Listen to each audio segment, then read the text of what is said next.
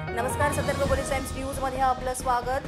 लोकसभा निवडणूक 2024 चा निकाल जाहीर झालेला आहे। देशामध्ये ही लढत झाली होती आणि त्यामध्ये आपण महाराष्ट्राविषयी बोलायचं झालं तर 48 जागांवर अगदी चुरशीची लढत आपल्याला ठिकठिकाणी पाहायला लागली। 48 जागांचे जे निकाल आहेत ते जाहीर झालेले आहेत, तर ते आपण जाणून घेतोय। आपण सुरुवातीला रायगड मतदारसंघाविषयी बोलूया। रायगड मतदारसंघामध्ये सुनील तटकरे हे राष्ट्रवादी अजितदादा पवार गटाचे उमेदवार विजयी झालेले आहेत।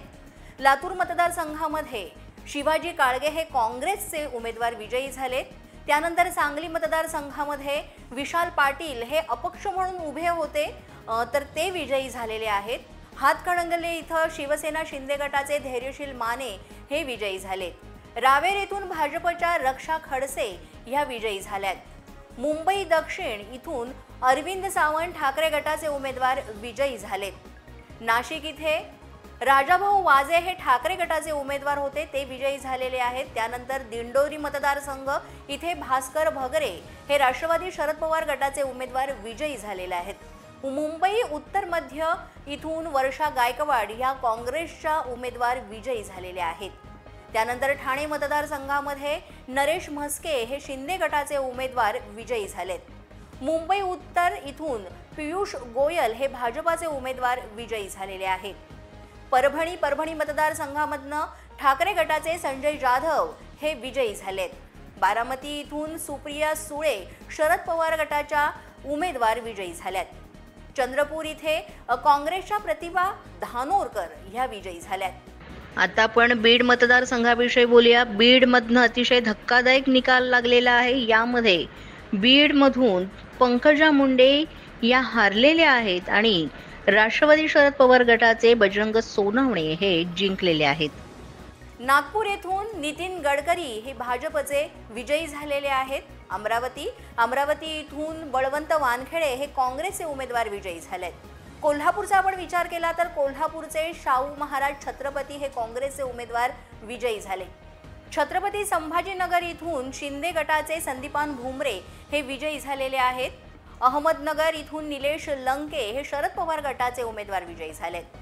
त्यानंतर पुणे इथून मुरलीधर मोहोळ भाजपकडून विजयी झालेत। सातारा इथे भाजपकडून उदयनराजे भोसले हे विजयी झालेले आहेत। जालना इथून काँग्रेसचे कल्याण काळे हे विजयी झालेत। रत्नागिरी सिंधुदुर्ग इथनं भाजपचे नारायण राणे हे विजयी झालेत। त्यानंतर सोलापूर इथून काँग्रेसच्या प्रणिती शिंदे या विजयी झालेल्या आहेत। आता आपण बोलूया धुळे मतदारसंघाविषयी। धुळे मतदारसंघामध्ये काँग्रेसच्या शोभा बच्छाव ह्या विजयी झाल्यात। जळगाव येथून भाजपच्या स्मिता वाघ विजयी झाल्यात। त्यानंतर मावळ मतदारसंघामध्ये शिंदे गटाचे श्रीरंग बारणे हे विजयी झालेत। शिरूर इथून शरद पवार गटाचे अमोल कोल्हे हे विजयी झालेत। शिर्डी येथून भाऊसाहेब वाकचौरे हे ठाकरे गटाचे उमेदवार विजयी झालेत। नंदुरबार येथून काँग्रेसचे गोपाल पाडवी हे विजयी झालेत।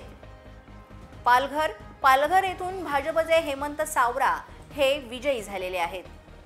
मुंबई उत्तर पश्चिम येथून शिंदे गटाचे रवींद्र वायकर हे विजयी झालेले आहेत। मुंबई उत्तर पूर्व इथून ठाकरे गटाचे संजय दिना पाटील यांनी विजय मिळवलेला आहे। मुंबई दक्षिण मध्य इथून ठाकरे गटाचे अनिल देसाई यांनी विजय मिळवलाय। भिवंडीचा विचार केला तर भिवंडीमधून शरद पवार गटाचे सुरेश म्हात्रे हे विजयी झालेत। माढा मतदारसंघाविषयी आपण बोलतोय आणि यामध्ये शरद पवार गटाचे धैर्यशील मोहिते पाटील यांना विजय मिळालाय। कल्याण मतदारसंघामध्ये शिंदे गटाचे डॉक्टर श्रीकांत शिंदे हे विजयी झालेले आहेत। बुलढाणाचा विचार केला तर बुलढाणा येथून शिंदे गटाचे प्रतापराव जाधव यांना विजय मिळालाय।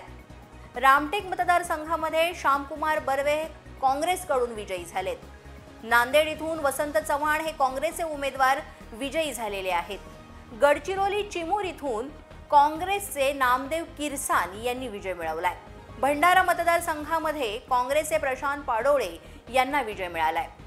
अकोला येथून भाजपचे अनुप धोत्रे हे विजयी झालेत। हिंगोली येथून ठाकरे गटाचे नागेश आष्टीकर यांना विजय मिळालाय।